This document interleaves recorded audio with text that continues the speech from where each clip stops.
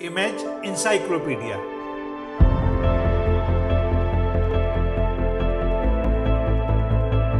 जानकारियों और जिज्ञासाओं की अद्भुत दुनिया। हेलो दोस्तों, अपने इस चैनल के हर वीडियो में हम आपको किसी एक विषय की विश्वसनीय तथ्यों के सहित पूर्ण जानकारी देंगे। ऐसी जानकारी जिसकी तलाश में स्कूल कॉलेज के छात्रों से लेकर सभी तरह के प्रतियोगी छात्र रहते हैं। हमारे ये वीडियो उन लोगों के लिए भी बहुत उपयोगी साबित होंगे जो जनरल नॉलेज में रुचि रखते हैं और कौन बनेगा करोड़पति जैसे कार्यक्रमों में हिस्सा लेकर सफल होना चाहते हैं। तो दोस्तों, आइए आज का वीडियो शुरू करते हैं। लेकिन उससे पहले आपसे एक अनुरोध कि अगर अब तक आपने हमारे इस चैनल को सब्सक्राइब नहीं किया है तो कृपया कर लें और हाँ, बेल आइकन का बटन दबाना ना भूलें, जिससे हर नया वीडियो सबसे पहले आपको मिले। दोस्तों नमस्कार। आज 28 फरवरी है, हमारा राष्ट्रीय विज्ञान दिवस। मगर क्या आप जानते हैं कि विज्ञान दिवस 28 फरवरी को ही क्यों मनाया जाता है? जी हाँ, 28 फरवरी सन 1928 को महान वैज्ञानिक सर सीवी रमन को आज के ही दिन अपनी एक खोज को मान्यता मिली थी। दुनिया उनकी इस खोज को रमन इफेक्ट या रमन प्रभाव के नाम से जानती है। साल 1930 में सर सीवी रमन को उनकी इसी खोज के लिए नोबेल पुरस्कार मिला था। सीवी रमन भारत के ही नहीं, समूचे एशिया के पहले वह वैज्ञानिक थे जिन्हें विज्ञान में नोबेल पुरस्कार मिला था।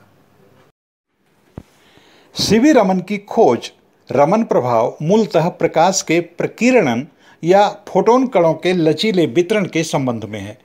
रमन प्रभाव के मुताबिक प्रकाश की प्रकृति और उसके स्वभाव में तब परिवर्तन देखने को मिलता है जब वह किसी पारदर्शी माध्यम से गुजरता है, चाहे यह माध्यम ठोस हो, द्रव हो या गैस हो।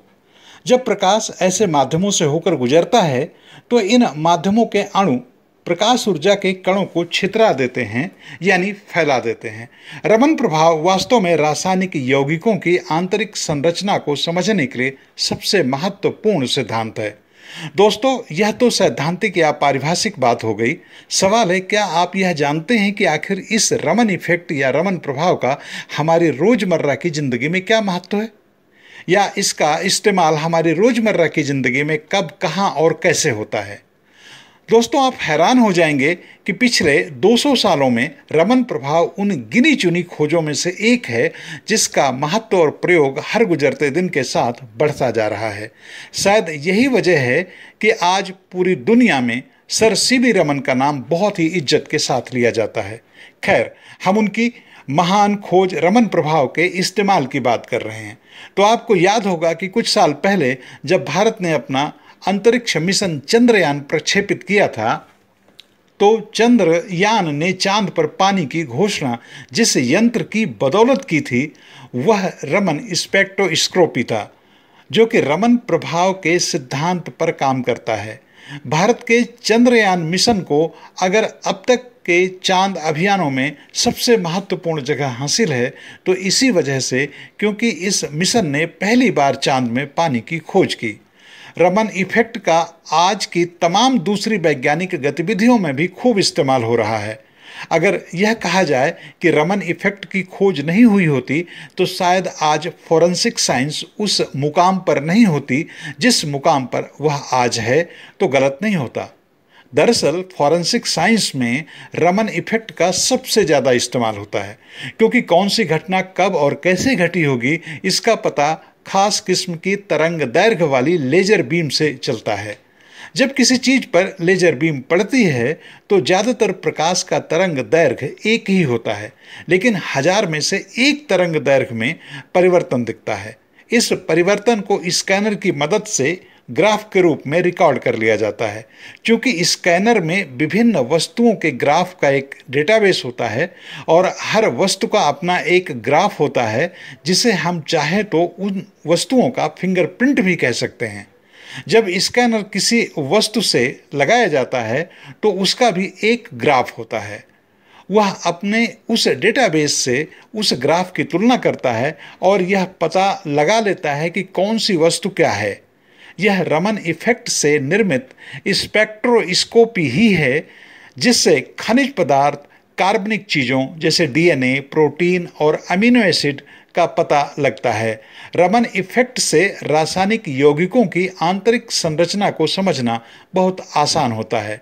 वैज्ञानिक बहुत हैरान हैं कि सर सीवी रमन ने उस जमाने में इतनी बारीक वैज्ञानिक तकनीक की खोज कैसे कर ली थी, क्योंकि उन दिनों इस तकनीक का जीवन में न तो इस तरह से उपयोग था और न ही इस प्रयोग के लिए इतनी वैज्ञानिक प्रगति थी। इस सब को देखते हुए सर सीवी रमन की यह खोज जितनी प्रशंसा पाती है उससे कहीं ज़्यादा प्रशंसा का हक रखती है। नेशनल साइंस डे को हम इस खोज की याद के रूप में मनाते हैं। जैसा कि हम सब जानते हैं, विज्ञान और वैज्ञानिक दृष्टिकोण ने हमारे जीवन को बेहतर बनाने में बहुत महत्वपूर्ण भूमिका निभाई है। विज्ञान दिवस मनाने का आशय यह भी है कि हम जीवन को वैज्ञानिक कसौटियों पर जीने के पक्षधर बने। हम जीवन में तर्कों को महत्व दें। दरअसल विज्ञान या साइंस जिस लैटिन भाषा का शब्द है उससे इसका मतलब है कि प्रयोगात्मक टिप्पणियों पर आधारित व्यवस्थित ज्ञान। एक जमाने में विज्ञान रोजमर्रा में कम इस्तेमाल होता था या अमूर्त ढंग से होता था, लेकिन पिछली एक सदी में अप्लाइड साइंस का बहुत विकास हुआ है। इसलिए विज्ञान ने हमारी रोजमर्रा की जिंदगी को इस कदर सहूलियत भरी और व्यवस्थित कर दिया है, क्योंकि अंततः किसी भी ज्ञान का अंतिम लक्ष्य इंसान की जिंदगी को ज़्यादा आसान और ज़्यादा खुशहाल बनाना ही होता है। National council for science and technology communication ने 28 फरवरी 1986 को राष्ट्रीय विज्ञान दिवस मनाने का भारत सरकार को प्रस्ताव दिया था, जिसे सरकार ने मान लिया था। इस तरह साल 1987 में पहला राष्ट्रीय विज्ञान दिवस मनाया गया, जिसका मुख्य उद्देश्य लोगों को विज्ञान के बारे में जागरूक करना था। आज भी इसका मुख्य उद्देश्य यही है। विज्ञान दिवस पर हर साल अगले एक साल के लिए विज्ञान के किसी एक विषय को थीम के रूप में चयन किया जाता है।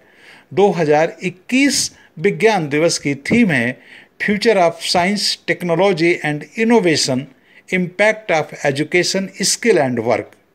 एक साल विज्ञान दिवस को मनाने के लिए और साल में दूसरे मौक़ों पर वैज्ञानिक गतिविधियों का इसी विषय पर जोर रहेगा। दोस्तों, आपको यह वीडियो कैसा लगा हमें कमेंट लिखकर जरूर बताएं, और हाँ, यह भी बताएं कि आपको किस तरह के वीडियो देखना पसंद है। हम आपकी पसंद का वीडियो बनाने की कोशिश करेंगे। इस वीडियो में शोध, आलेख और स्वर मेरा यानी लोकमित्र गौतम का था।